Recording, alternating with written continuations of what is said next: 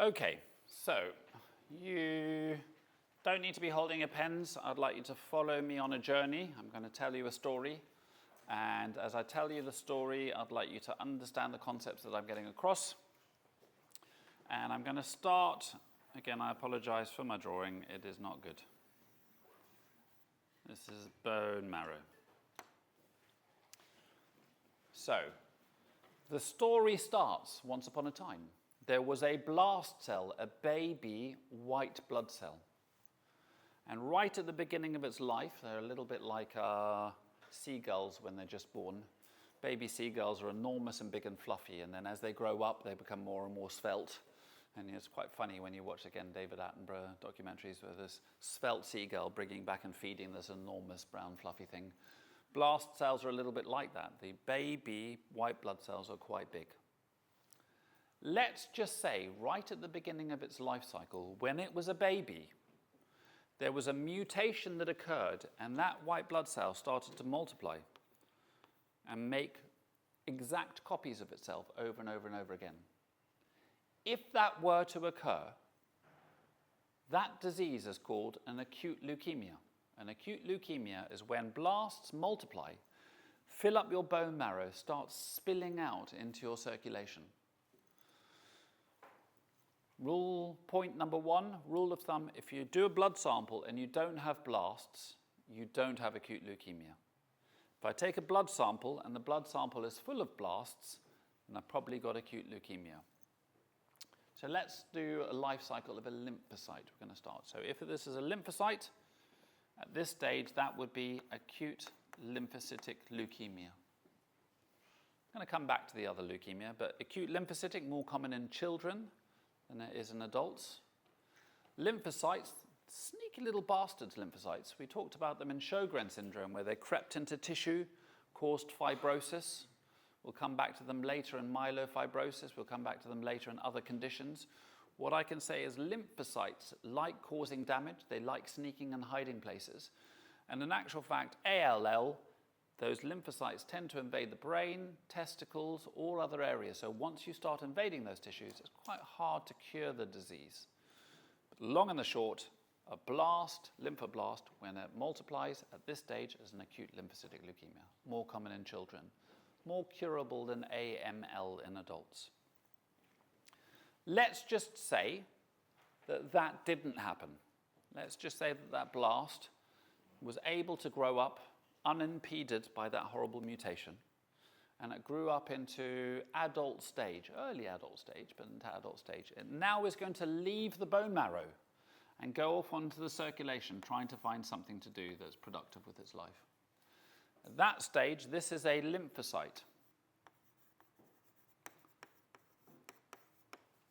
If I were to take a blood sample, I could suck up that lymphocyte in my blood sample and look at it under a microscope and go, ooh, that's a lymphocyte. Let's just say there was a mutation at this stage, and that lymphocyte started to multiply over and over again, making clones and copies of itself in a cancerous type way. If that were to occur, and there's loads of these cells all over the place, that would be a chronic lymphocytic leukemia.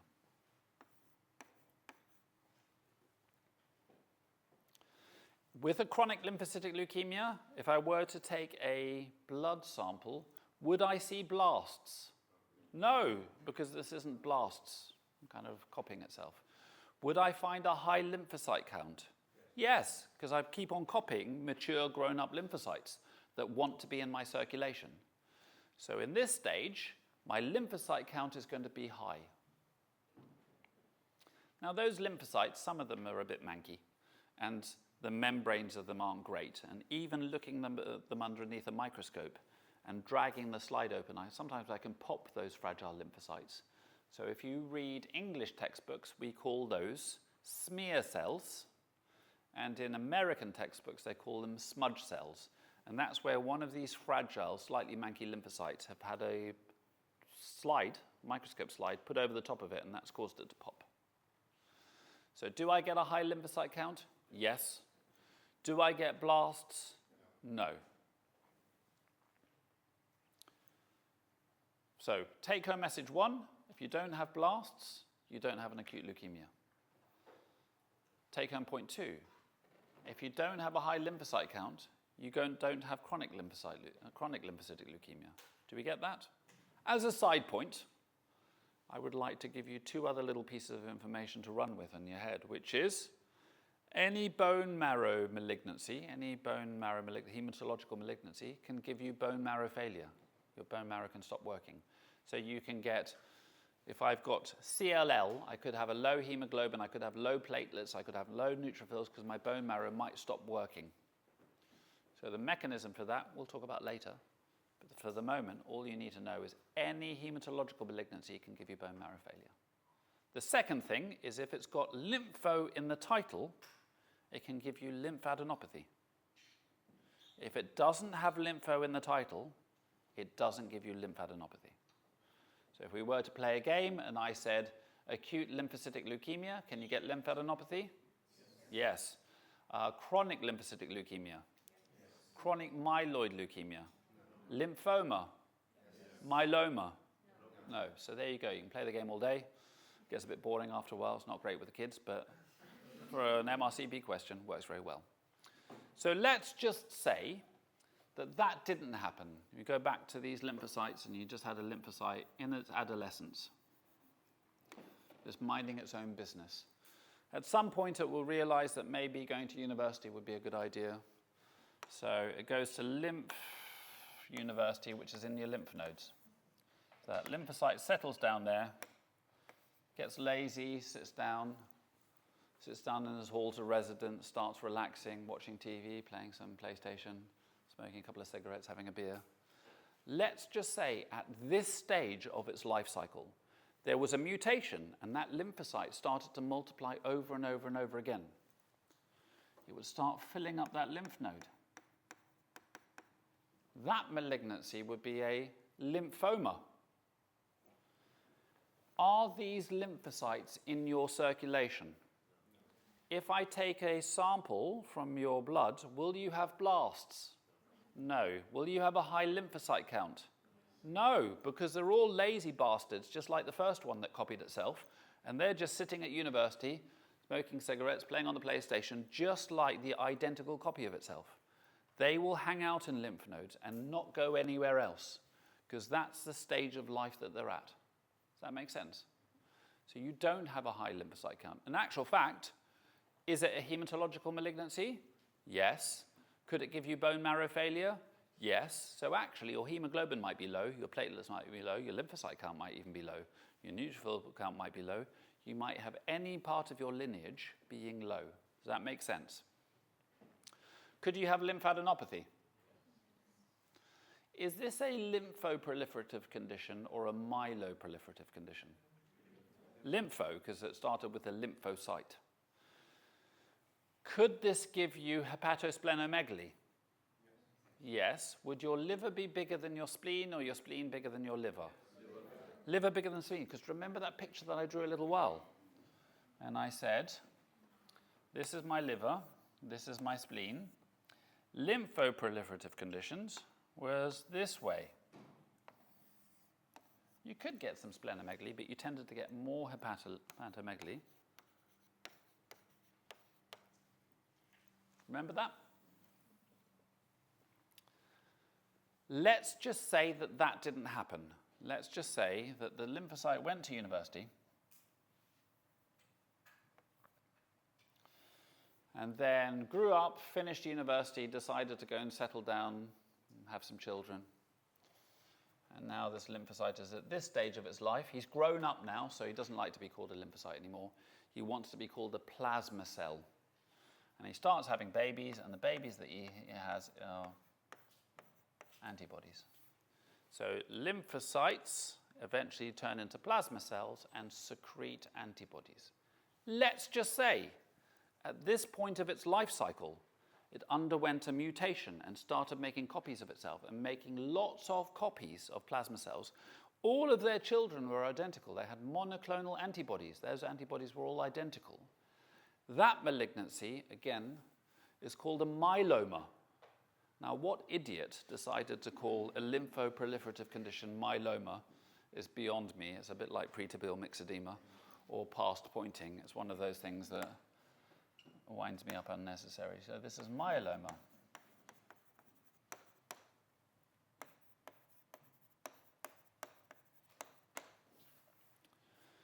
Does acute lymphocytic leukemia give you lymphadenopathy? Yes. Does lymphoma, chronic lymphocytic leukemia give you lymphadenopathy? Yes. Does lymphoma give you lymphadenopathy? Does myeloma give you lymphadenopathy? It hasn't got lympho in the title. You don't get lymphadenopathy with it. Yes, there are some cases, but for MRCP and for your clinical practice overall, if you find widespread lymphadenopathy, that's not what the diagnosis is. Is there any of that you don't understand? Anybody? Any questions there? Okay. So, I just want to spend 2 minutes talking about each one of these, just filling in some of the flesh over the top of this skeleton. A couple more facts. A little bit, again, like baby seagulls. You can't really tell what type of acute leukemia you've got just by looking at the cells underneath a microscope. Like baby birds, they kind of all look the same, big and fluffy without any stripes. Only once they grow up and they've got all of their colors and their colored feathers is it clear to say, I know exactly what a lymphocyte looks like, but a lymphoblast and a myeloblast from acute myeloid leukemia looks the same. There is one exception. And the one exception that when I look underneath the microscope, I know for sure is an AML, is AML-M3.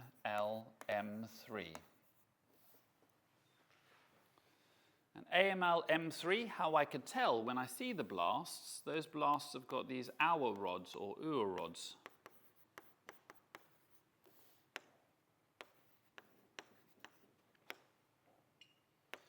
So in AML-M3, just down the microscope, I know it's this one.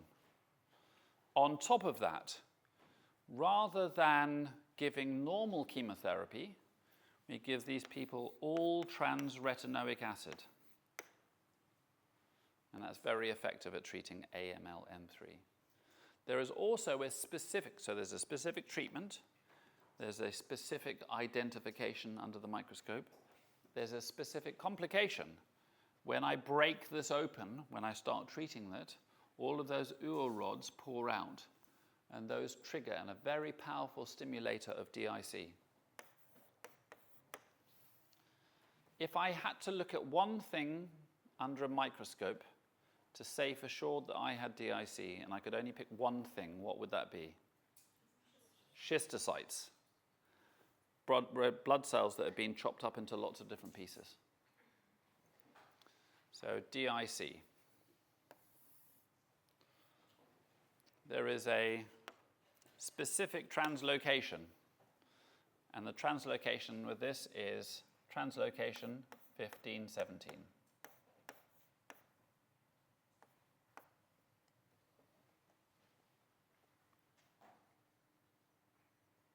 So what is a translocation? Well, a translocation is where you take one bit of genetic code and you break it, and another piece of genetic code and you break that, and then you squish those bits together, and it codes to do something that it shouldn't do.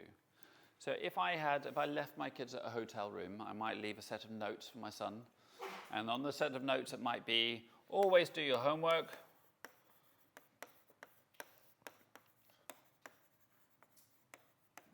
and don't punch your sister.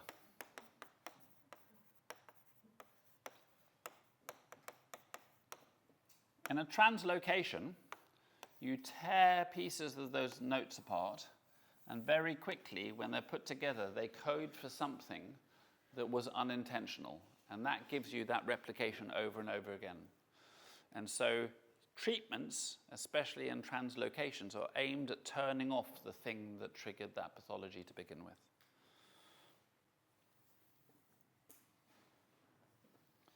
In acute leukemia, usually we go through 3 steps in treating acute leukemia. We start at the bottom, which is non-myelosuppressive chemotherapy. Chemotherapy that damage cells but leave your bone marrow otherwise intact.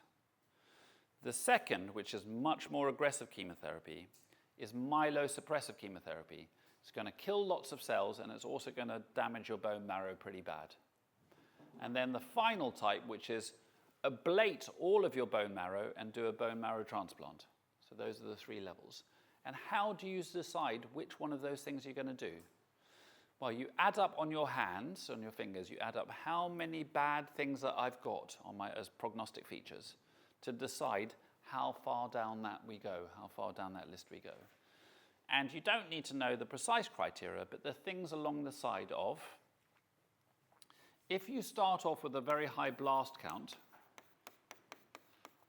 and what I mean from that is on bone marrow biopsy. If I take your bone marrow biopsy and I look at your bone marrow biopsy and it says 10% of your bone marrow is filled with blasts, and there's somebody in the next bed where it says 90% of your bone marrow filled with blasts, which one are you more worried about? The 90% with blasts. So the higher the blast count, the worse the prognosis is. The second point is, how long does it take to double the amount of blasts that are there? And that's called the doubling time. So I do a bone marrow biopsy now, I do a bone marrow biopsy in a week's time, and then when I look and I say, if it went from 10% to 20% in a week, that's a doubling time of 1 week. If it went from 10% to 40%, the doubling time is 3.5 days. And so which one is worse? The shorter the doubling time, the worse the prognosis is. The other things is translocations. We saw a good translocation, 15, 17, that was great. If we start finding weird translocations, then it's a weird leukemia. And weird leukemias, generally you don't do very well with them. So strange translocations.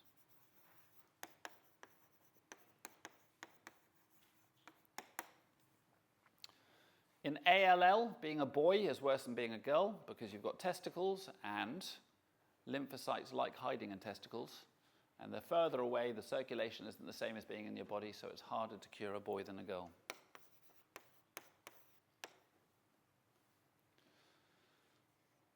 Failed therapy. I've given chemotherapy once, and it didn't work.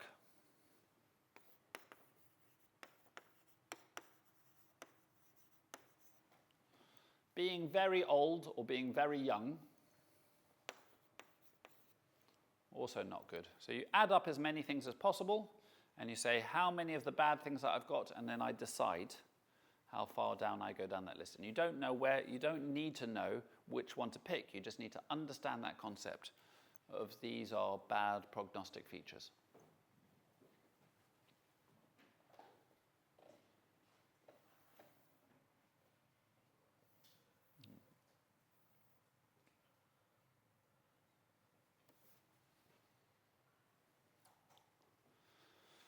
So we've got a little bit about acute leukemias. Blasts equals acute leukemia. You've got AML M3, specific therapies. We know about the bad prognostic features in leukemia, so I'm going to move acute leukemia, so I'm going to move on to chronic lymphocytic leukemia. The first step is, how do I diagnose it? Well, how does it look? Lymphocytes are involved. Lymphocytes are immune cells. If there's something wrong with my lymphocytes, then I tend to have a degree of immunoparesis. So often people go very many years, it's a slow, indolent diagnosis, you go very many years getting chest infection after chest infection after chest infection, lymphocytes are 9, people have looked at it, and the junior doctor looked at it and said, well, it was 9 2 years ago and they're still alive, so it can't be too bad, we'll just ignore it. And that person has got chronic lymphocytic leukemia. So how do these patients look? You get recurrent infections.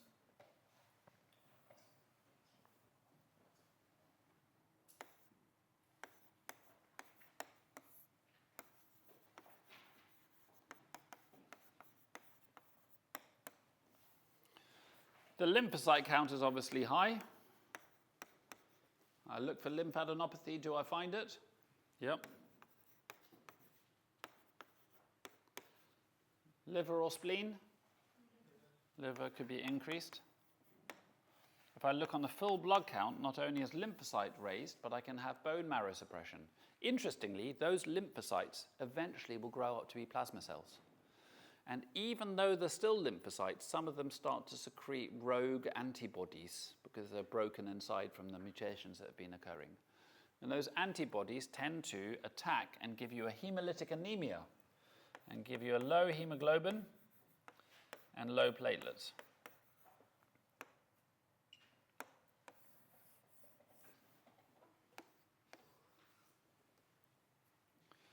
How do I make the diagnosis? I've already talked to you about the test that we do.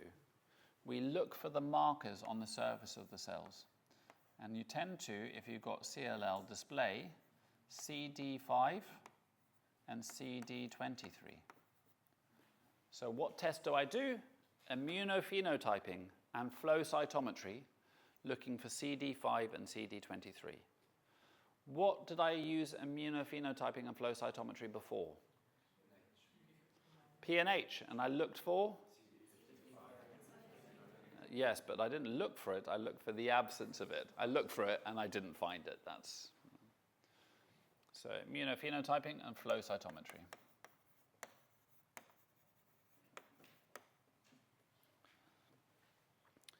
Generally, this is treated in a palliative way. You give medication to slow down the proliferation of those white blood cells. They don't really talk very much about the treatment of it. It's more the diagnosis of it in your MRCP Part 1 and 2.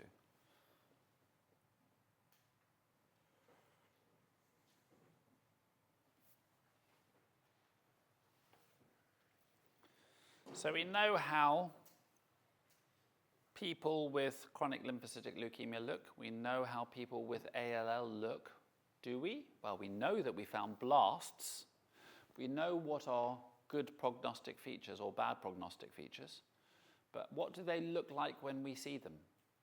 We said all hematological malignancies could give you bone marrow failure, didn't we? And so in acute leukemias, you get acute bone marrow failure. That's the way they usually present. So if you think about your full blood count,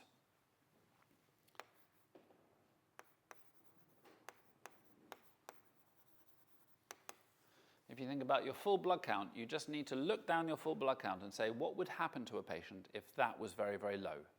So rapid onset bone marrow, what would happen if your hemoglobin was very low? Well, if you're very anemic, you're going to be short of breath, you're going to look very pale, find it difficult climbing upstairs. If you're a little bit older, features of heart failure, chest discomfort when you try and do anything, abdominal pain when you eat because your gut is not getting an adequate blood supply. What happens when your platelet count is 2? Well, how do you tend to bleed? Onto the surface of things, petechial hemorrhages on the skin, conjunctival hemorrhages, bleeding gums. What happens then if your neutrophil count goes very, very low?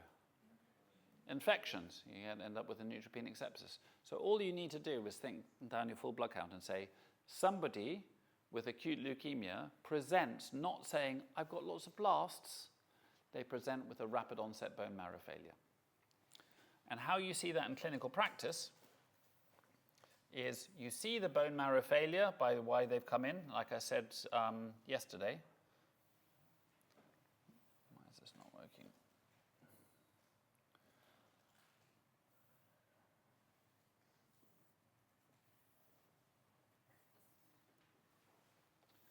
The patients I would see present with acute leukemia were often referred to as being, has this person got henoch-shalom purpura? They've got petechial hemorrhages on their legs. Can you check their kidneys and make sure that they haven't got IgA nephropathy as well? And then they will come in and their platelet count would be 2, their hemoglobin would be 70, their neutrophil count would be 0.2. But when you look at their full blood count, this is how it looks. Hemoglobin, 5.0. White cell count, 153. Neutrophil count, 0.3. Eosinophils, 0.1. Basophils, 0.0. Lymphocytes, 0.1. And then you add these and say 0.3 plus 0.1 plus 0.1 doesn't equal 153. So where's that gap? And that's because a computer counts up and it says, you're a hemoglobin red blood cell. You're a lymphocyte, so I'll put you in the pile. You're a, I have no idea what you are. I don't know what pile to put you in. I'll just put you in the white blood cell pile. I can't differentiate what you are. And then it will go around, oh, there's another one of you. I don't know what category to put you in. I'll put you in. So you get this massive gap. Whenever you see a gap between this and that, those are blasts.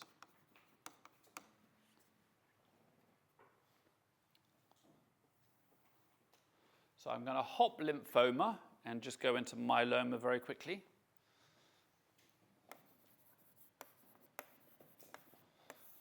We had the X-ray features of myeloma yesterday was pepper pot skull. We also got pepper pot skull, subperiosteal thinning and tough resorption with primary hyperparathyroidism, where you had those egg cups that looked as though they're empty because you had dissolved your fingertips. Pepper pot skull, thinning of the cortex of the bone. In myeloma, you diagnose it with 2 out of 3 of the following. One of them was lots of monoclonal antibodies. So that is protein electrophoresis. Now we're using serum-free light chains. You can always old Bench-Jones proteins.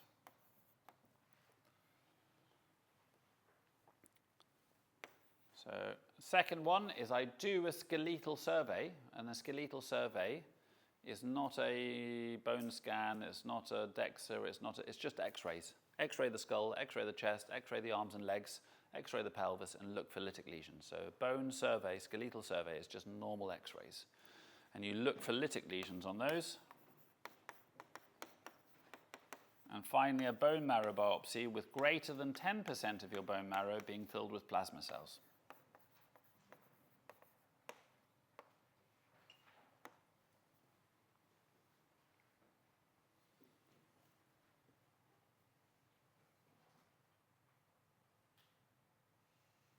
Oh, that's not what I wanted.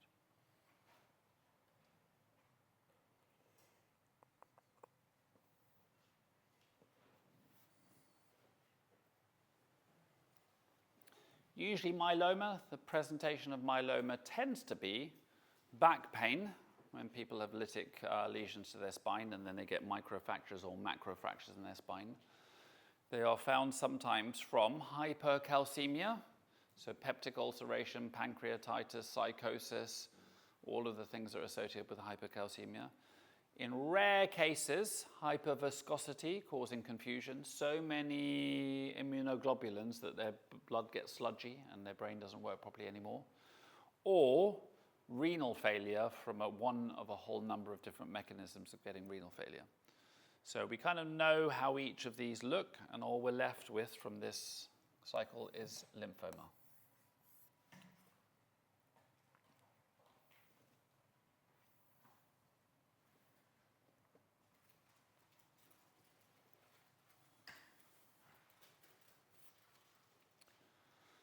How does lymphoma present?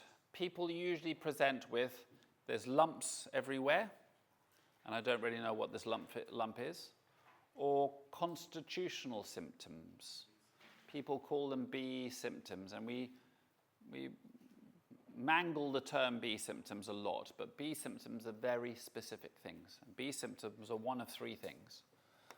One, they are weight loss greater than 10% of your body weight in less than 6 months.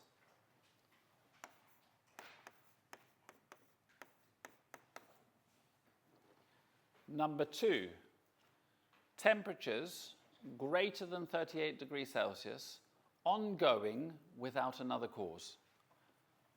So the temperature has to be greater than 38, otherwise it's not a true B symptom. And number 3, drenching night sweats. Drenching night sweats are classified as you either need to change your sheets on your bed, or you need to change your pajamas or whatever it is that you wear to bed. That's not feeling very hot and sweaty. You actually have to be changing things to be able to say, now if you're a complete slob and you're just lying around in a puddle of something, then you can still call it a B symptom, but generally you've got to get to the stage where it justifies being changed. Drenching night sweats. Now over here, the cytokines that cause you to sweat are not the same as the cytokines that give you a high temperature, although we often secrete them at the same time where you have a high temperature and sweating. You can have drenching night sweats without a fever. So you can also present with bone marrow failure, because any hematological malignancy can give you bone marrow failure, but most of the time it's lymphadenopathy. There's lumpy bits here, I don't know what they're due to, why is that there, or a constitutional symptom, a mild form of a B symptom or B symptoms itself.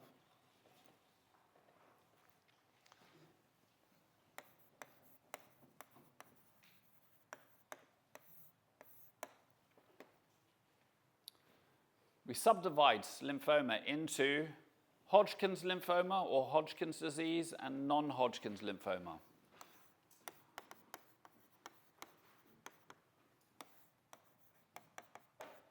The one I want, if I'm going to have one of them, it's going to be Hodgkin's disease. Follows a very predictable course. It's very easy to stage. It's very treatable. It's very curable. So if I'm going to pick one of those, it's Hodgkin's disease. A little bit like AML-M3, it's also got a classical finding when I look at it under a microscope, and those are owl's eyes bodies, also called binucleated cells.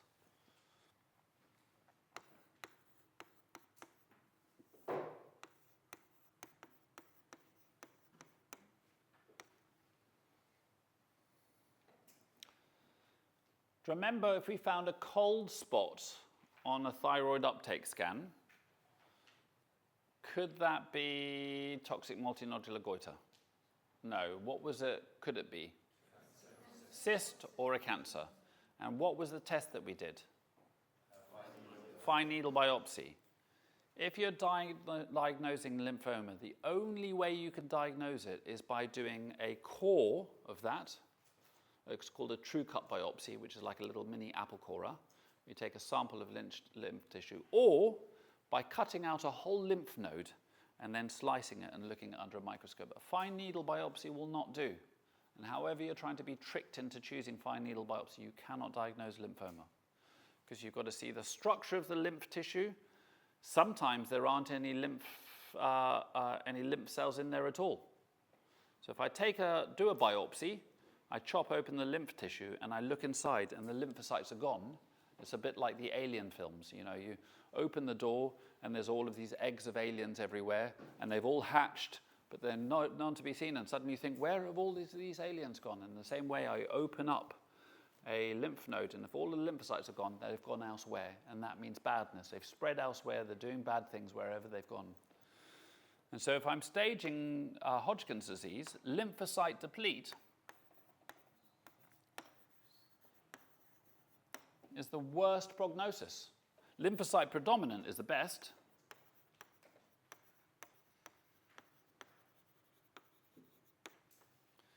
So the best type of Hodgkin's disease, lymphocyte predominant. Worst is lymphocyte deplete. Most common is nodular sclerosing.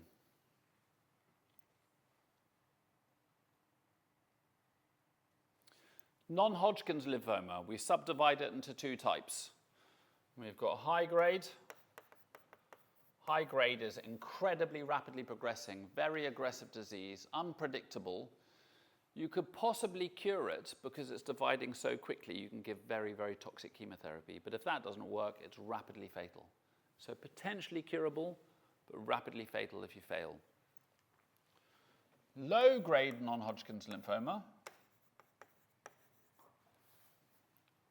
is incurable, except if you've got one lymph node that you've just incidentally found. If you've got one lymph node, you get your radiotherapy machine, you crank it up to maximum, you point it at that poor little lymph node and you blast it like there's no tomorrow.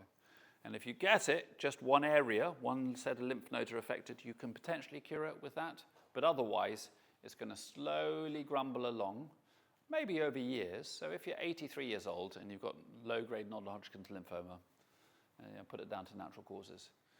So low-grade nod is incurable unless it's one set, but it's slow, slowly progressive. So if I had to pick one, if I was 22, I probably want high grade because at least I've got a chance of a full life with a cure. But it's like kind of rolling I'll put everything on black in the hope that if I'm old, then I'm going to go for low-grade non-Hodgkin's lymphoma because I'll probably die of something else in the meantime. But if I'm 22, then 3 years is not going to be enough, or 3 or 4 years is not going to be enough, really. So what type of chemotherapy? Well, we've said that this is very predictable. This follows a very predictable course. So I just need some chemotherapy, really, to mop it up around the edges. This is very, very aggressive. So I'm going to need some really aggressive chemotherapy to try and chop that nastiness out. And again, as you can probably spot, this is mop chemotherapy, and this is chop chemotherapy. Chop, it's called. That's the chemotherapy agent. This is the chemotherapy agent. And R stands for rituximab, which is an anti-CD20. I'll write anti. So the CDs that we know so far that we've covered in this course, you are going to learn others, are CD55, CD59, paroxysmal nocturnal hemoglobinuria. CD5, CD23, chronic lymphocytic leukemia. CD20, rituximab for R-CHOP, chopping out that very aggressive lymphoma.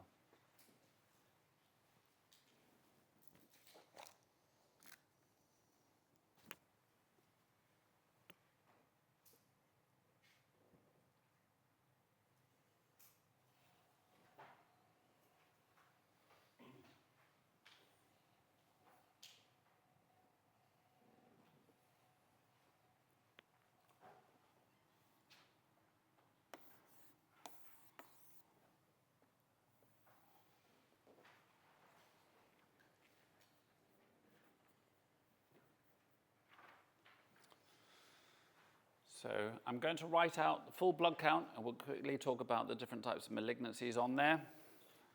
So hemoglobin, you measure your red blood cells. What is your malignancy with red blood cells called? Polycythemia rubra vera. You end up with a hemoglobin level that's very, very high.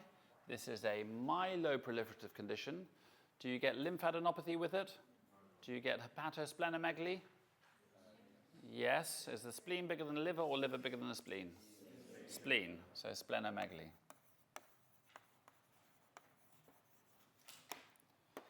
We then come to platelets. Platelets. If I have platelets, a malignancy of platelets, too many platelets, that's called essential thrombocytosis. I have platelet count that's very, very high. Do I have hepatosplenomegaly? Yes. Yep. Spleen or liver bigger? Spleen is bigger. If my platelets are greater than 1,000, then I need aspirin.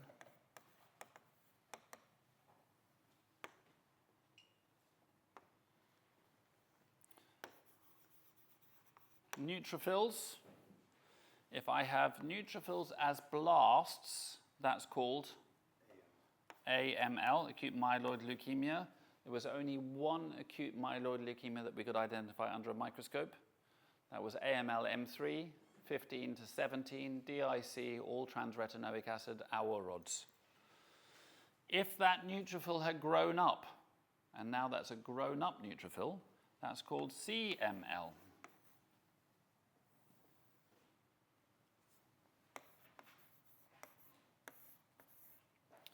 CML is also caused by a translocation. So we had AML M3 was 1517. CML is caused by translocation 922. That's called the Philadelphia chromosome, or the BCR-ABL. That's the translocation.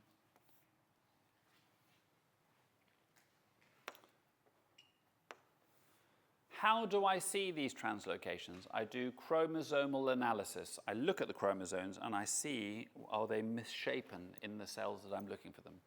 So in the same way as I would use chromosomal analysis to look for for translocation 1517.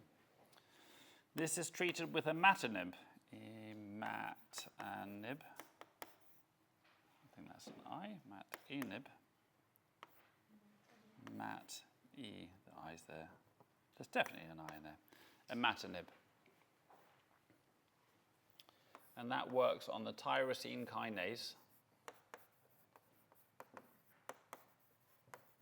that's driving the replication of cells. So we have all transretinoic acid in AML M3, imatinib in CML. Do you get splenomegaly or hepatomegaly? You can get hepatosplenomegaly, but which one's bigger?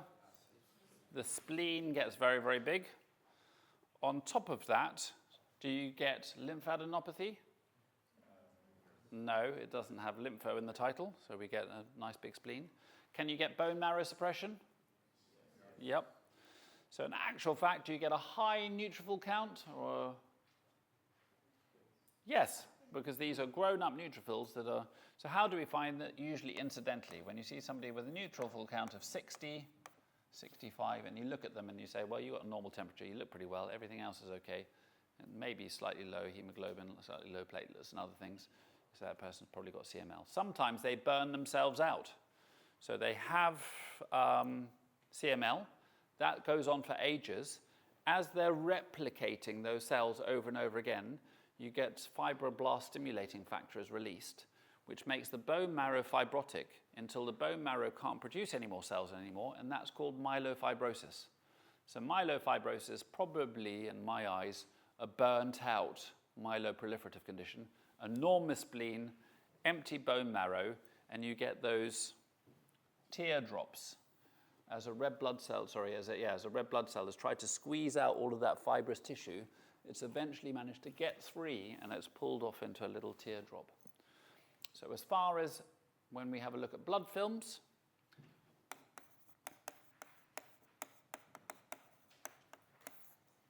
for MRCP, teardrops equal myelofibrosis. Hal jolly bodies? Hyposplenism. Schistocytes or helmet cells? MAHA. Pencil cells? Iron deficiency anemia.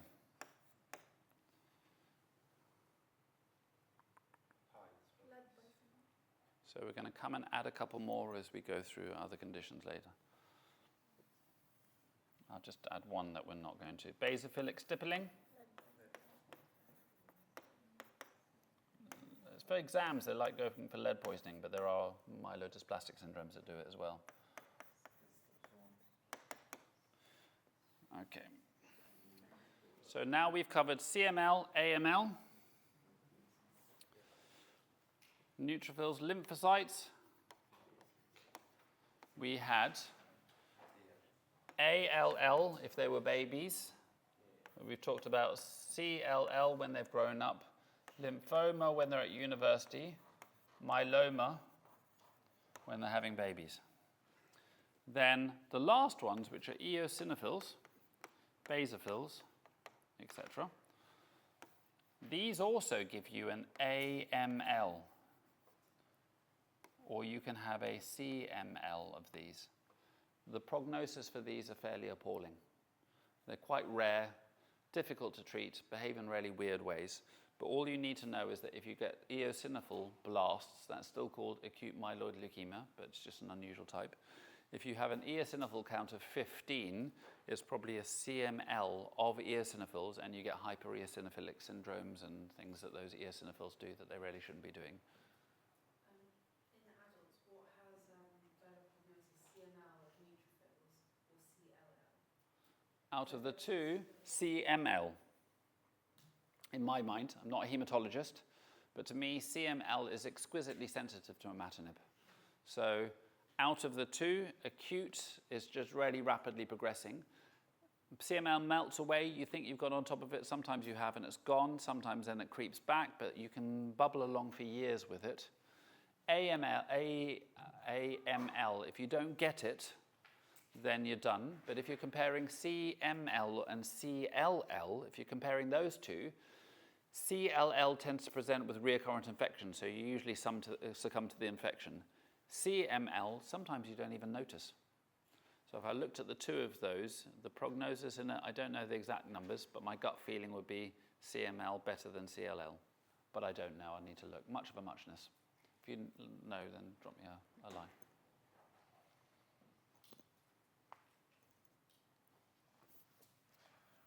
I just want to quickly talk about splenomegaly quickly, and then we're going to have a leg stretch before we go into the final part to wrap up some loose ends. And so, there are lots of things that give splenomegaly. We've already said myeloproliferative conditions tend to give you splenomegaly, more than hepatomegaly, but they can give you hepatomegaly. Lymphoproliferative conditions tend to give you hepatomegaly more than splenomegaly, but they can still give you splenomegaly. So if I was in PACES and I was asked a list of causes for hepatosplenomegaly, I would start off by going down and say polycythemia rubra, Bravera, okay, what was next on that line? CML, essential thrombocytosis, etc., etc. Then I'll go through all of my lymphoproliferative conditions and go through all of those as well. So I will go through haematological malignancies to get rid of all of my hepatosplenomegaly things out my head. After I've done my haematological malignancies, I'll start to think about anything to do with pressure. So if I have a spleen draining into a liver, draining into my inferior vena cava, which drains into my right heart, which goes through my lungs, which drains into my left heart, then goes around my systemic circulation until it comes back to there. I think about the anatomy and say, if I've got a portal vein thrombosis, then I'll have splenomegaly because the pressure is high. If I have cirrhosis from any cause, and I can start go through all the causes of cirrhosis, I will end up with portal hypertension and splenomegaly. If I have Budd-Chiari syndrome, which is a hepatic vein thrombosis, I'll have rapid onset, necrotic dying spleen, loads of ascites, portal hypertension, and a splenomegaly. If I have, over here, tricuspid regurgitation, I'll end up with high venous pressures, hepatic engorgement, portal hypertension, and splenomegaly. If I have right-sided heart failure, I can go back through the pressures. If I have cor pulmonale causing right-sided heart failure, I can go back through the causes. If I've got left-sided heart failure giving me right-sided heart failure, I can go all the way back through to my splenomegaly. And now even down to very bad systemic hypertension giving me left-sided hypertrophy as well as left-sided heart failure, giving me right-sided heart failure, going all the way back hepatic congestion and splenomegaly. So I can now go through all of the pressure causes. So I've now done haematological malignancies, I've done all of my pressure causes, and now I go into infective causes. So I have bacterial, viral infections, and tropical infections.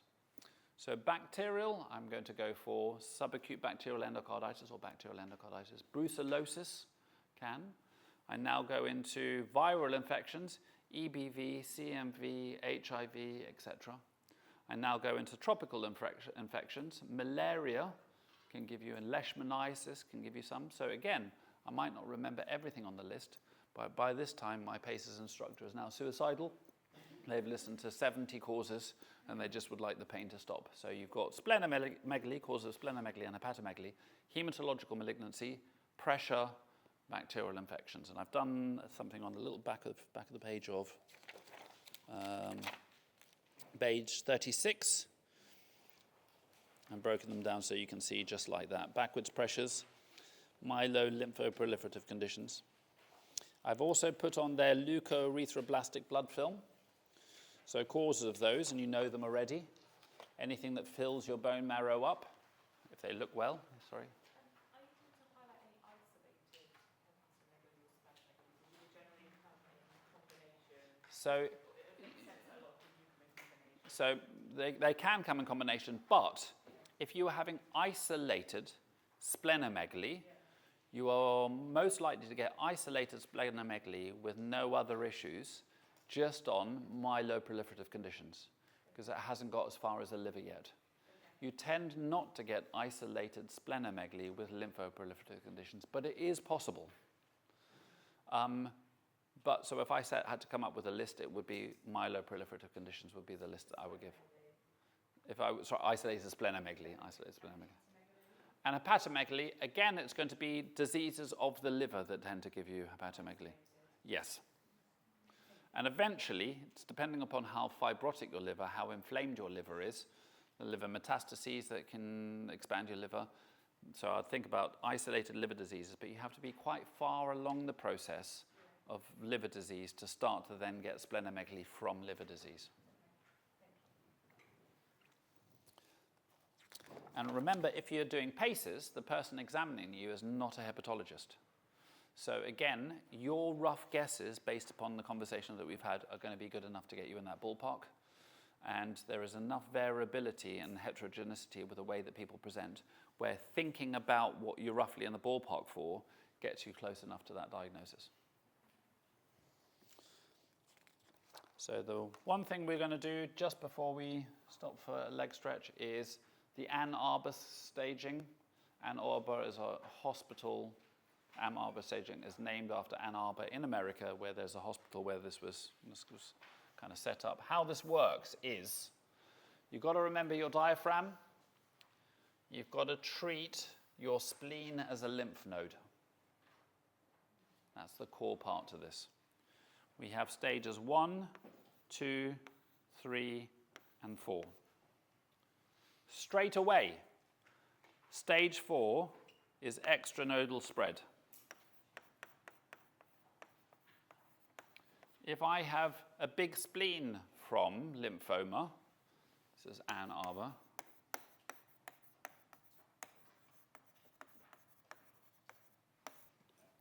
if I have a big spleen, is that extranodal spread? No, because the first thing that I said was the spleen was an honorary lymph node. If I have CNS lymphoma, what stage lymphoma do I have? 4. I don't need to have to count up anything else. Stage 1 is one set of lymph nodes. So if I've just got a couple of lymph nodes all together in my neck, nowhere else, that is stage 1.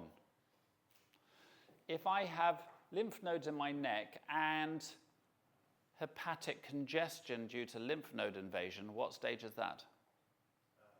4. I jump straight to, because it's extranodal spread. So one set of lymph nodes. If I had low-grade non-Hodgkin's lymphoma, is that curable? It's one set of lymph nodes, one area. I get my machine and I crank it up. Stage 3 is any time I've got any number of lymph nodes that are both sides of the diaphragm. So if I have some in my neck and some in my abdomen, I've crossed the diaphragm. So I put this down here, crossing the diaphragm. So abdominal plus neck, what stage is that? Neck, abdomen, and inguinal. Inguinal, 3. Neck, abdominal, inguinal, and spleen. 3 still. So you can just accumulate. You can see there's a fine line. I can have loads of areas in 3. If I have, you can fill in the last one, 2 sets on one side, one diaphragm, one side of the diaphragm, that's stage 2. All we need to add in is this stage 2A or 2B. And A is no B signs, and we've already done the B signs. Have you lost greater than 10% of your body weight in less than 6 months? Are you having repeated fevers greater than 38 degrees Celsius? Are you having drenching night sweats where you need to change your bedding or change your night clothes? Does that make sense? Is it more than one set? No, you only need one of those B signs. Sorry, are you talking about? Stage 2. 2 is 2 sets on one side of the diaphragm, 2 or more sets. Yeah. You could have, and that would still be stage 2. It's only when you cross the diaphragm that becomes stage 3. Extranodal spread is stage 4. So sometimes what they try and do is trick you with one set of lymph nodes and extranodal spread, or they'll try and trick you with the spleen. And then they'll try and trick you with B signs where they say the person has lost 2 kilos of weight in the last year, and you'll go, weight loss, oh, that's a B sign. Or they feel hot at night time. If we found the spleen as a lymph node, and there's 2 sets of lymph nodes above the diaphragm, is that still 2? So you've got 2 lymph nodes above the diaphragm and spleen. Soon as you cross the diaphragm, it becomes 3. So you would treat that just the same way as if it was neck and groin. That's cross the diaphragm, stage 3. If it's neck and spleen, it's cross the diaphragm. What about if it's spleen and inguinal lymphadenopathy? What's that?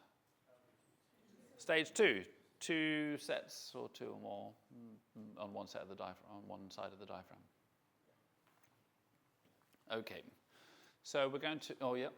Why is the diaphragm so important? I think it is, I mean, your body is quite well separated by your diaphragm, and I think it's just about the extent of the spread. If you're starting to find it that far away, then you're probably not far off having extranodal spread. So hopping from one to the next set of lymph nodes next to it isn't a big stretch.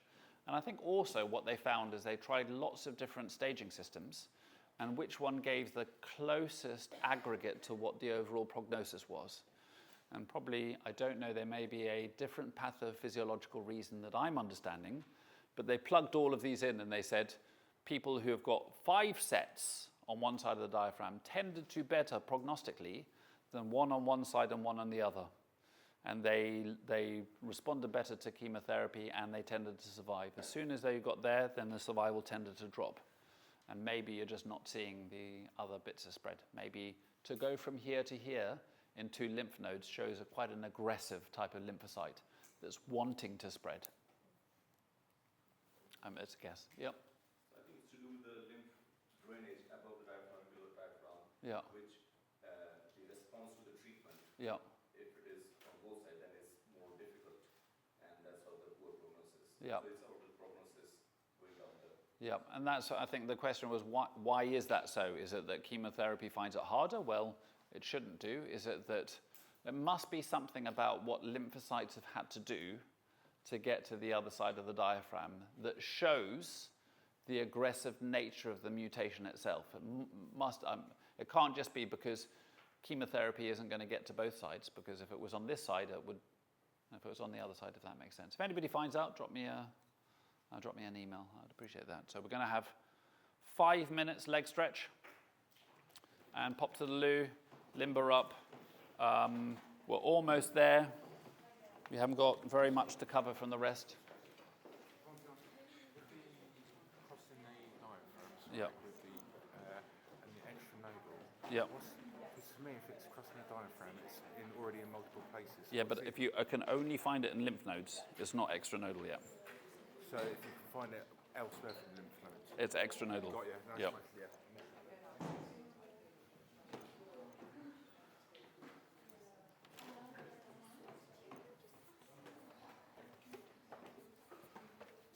No, thank you.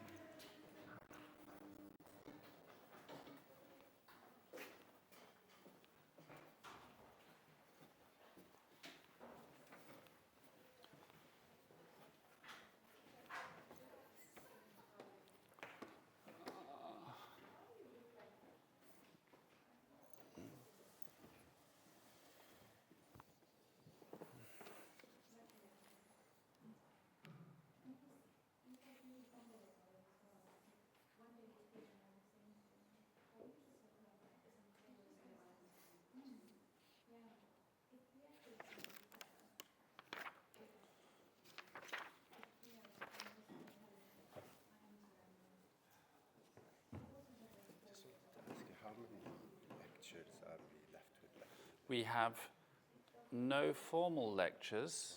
I'm going to try and, depending on how I do for time once I finish the loose ends, I'm going to try and do a little bit of bonus material. If you need to leave, then if you just give me your name, what I'll do is I'll... No, as I know people have got to. What's your name? Hani, H-A-N-I. I'll send you a link Okay, so that you can see. I'll put the recording on and you can watch. perfect. Okay. So it's just basically wrapping up this one. I'm wrapping up this one, and then we're going to run through the material from the beginning to end in a speed 25 minutes. I'll put that on there for you. Okay, perfect. Thank And you so then much. if there's any other bonus material, because I've got some time, I'll put that on there as well. All right, thank you so much Okay. for today. It's a pleasure.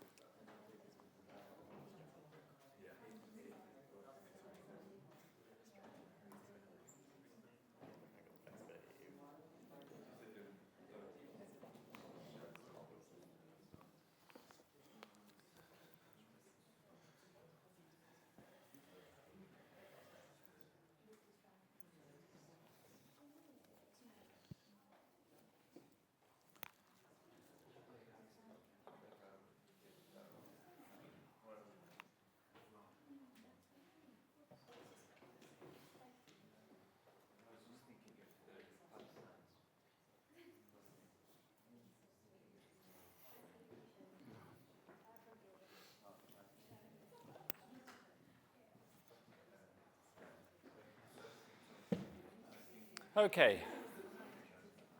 I think we'll get restarted.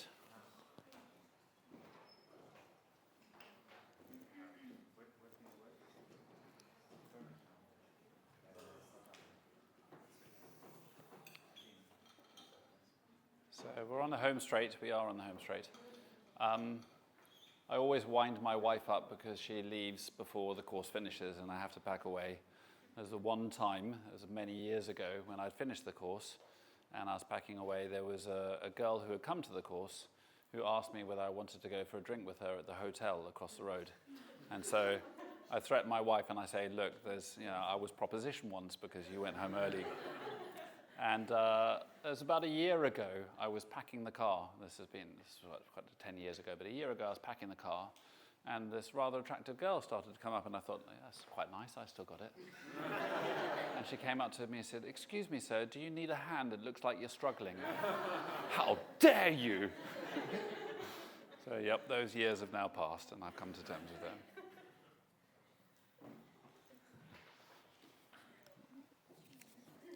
Okay, we're going to go through the take-home points.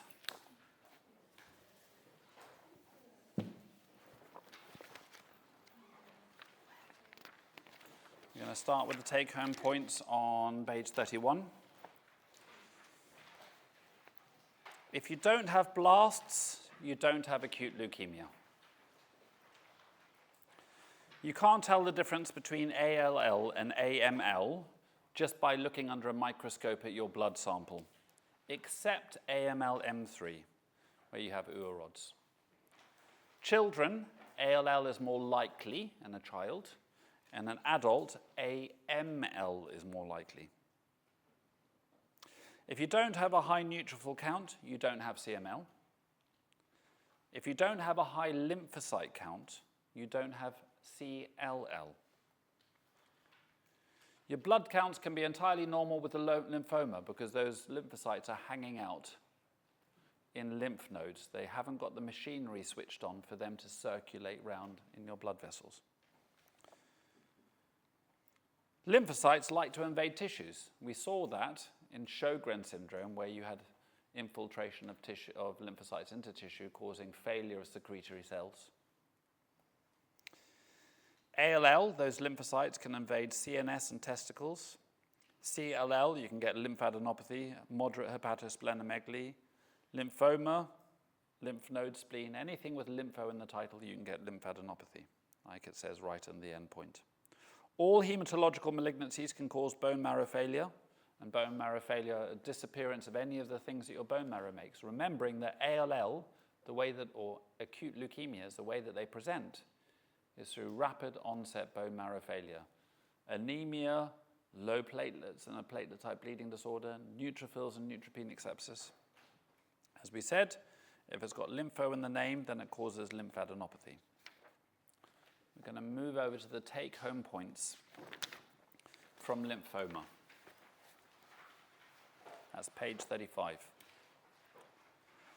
Lymphoma is definitively diagnosed by a true cut, and that's the trade name, I think, of the trocar that's used, a true cut biopsy, or an entire lymph node excision biopsy.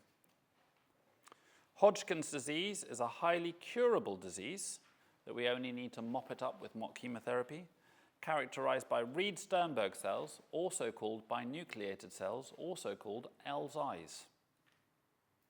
It follows a very predictable course. The most curable and treatable is lymphocyte predominant. The most common is nodular sclerosing. The one with the worst prognosis with Hodgkin's is lymphocyte deplete. Non-Hodgkin's lymphoma is more widespread and difficult to cure compared to Hodgkin's disease. High grade is aggressive but potentially curable. Low grade is indolent but virtually incurable, unless you're confined to one lymph node area where you can zap it really hard. In a leukoerythroblastic blood film, immature blood cells are pushed into the circulation early, usually caused by bone marrow invasion or acute severe illness. Splenomegaly is caused by increased splenic venous outflow pressure or infiltration of the spleen, or caused by bacterial infections or viral infections. So we're going to go do the question. A woman in her 50s has been troubled for the last few months by lethargy and weight loss, her weight having fallen from 66 kilograms to 58. On examination, she had rubbery cervical lymphadenopathy and splenomegaly.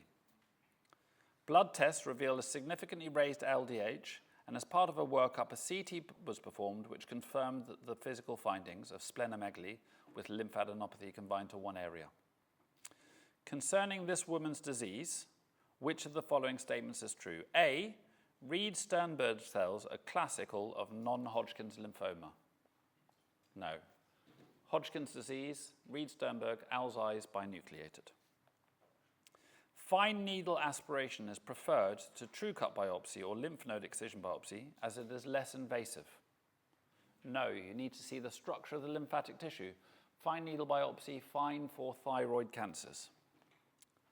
This woman will be classified as having stage 2B disease. So cervical is in the neck. Spleen is below the diaphragm and an honorary lymph node. So that's stage 3 because we crossed the diaphragm. She has lost weight, and that's more than 10% in 6 months, so that's stage 3B disease. Anti-CD5 therapy is part of the NICE guidelines for the treatment of aggressive non-Hodgkin's lymphoma. No, it's rituximab, R-CHOP. You need a chemotherapy to chop away that nastiness. R is anti-CD20. Where do we see CD5? CD5 and CD23 in CLL. CD55 and CD59 in PNH. Low-grade non-Hodgkin's lymphoma can be cured by radiotherapy if only one lymph node area is involved. True. Okay.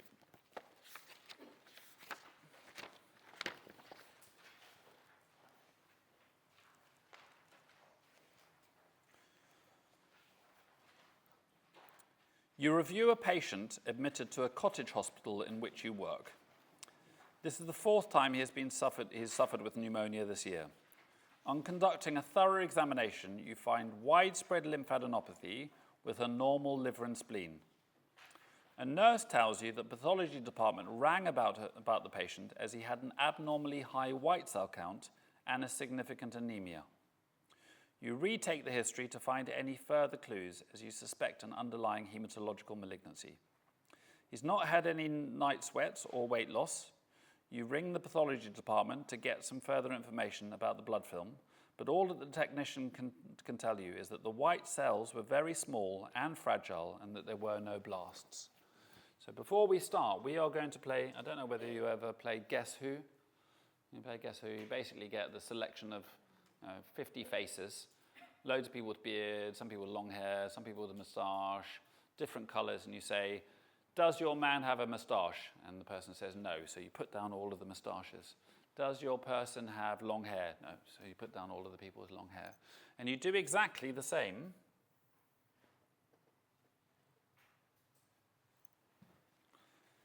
with hematological malignancies. So let's start off.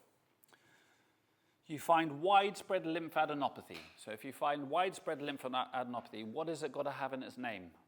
Lymph. So, polycythemia rubra vera, no lymphadenopathy. Essential thrombocytosis, AML, CML, acute lymphocytic leukemia, CLL, lymphoma, myeloma, AML, CML. A nurse tells you that the pathology department rang about the patient and he had an abnormally high white cell count. Can this give you an abnormally high white cell count? Well, yes, it could do, couldn't it? You could end up with a white cell count of 150. You don't know what it is, but it is abnormally high. CLL, can that give you a high white cell count? Lymphoma? No. So we're down to 2 so far, aren't we? You suspect a malignancy. He doesn't have any night sweats or weight loss. Well, we've already ruled out lymphoma anyway. You ring the department about the blood film, but all the technician can tell you is that the white cells were very small and fragile and that there were no blasts. If there are no blasts, you don't have. So what do you have?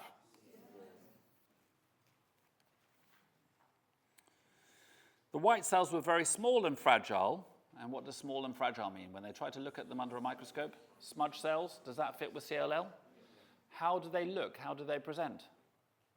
Recurrent infections. Does this person have a recurrent infection? The other thing we had down there is a low hemoglobin and low platelets. Does that fit with the picture?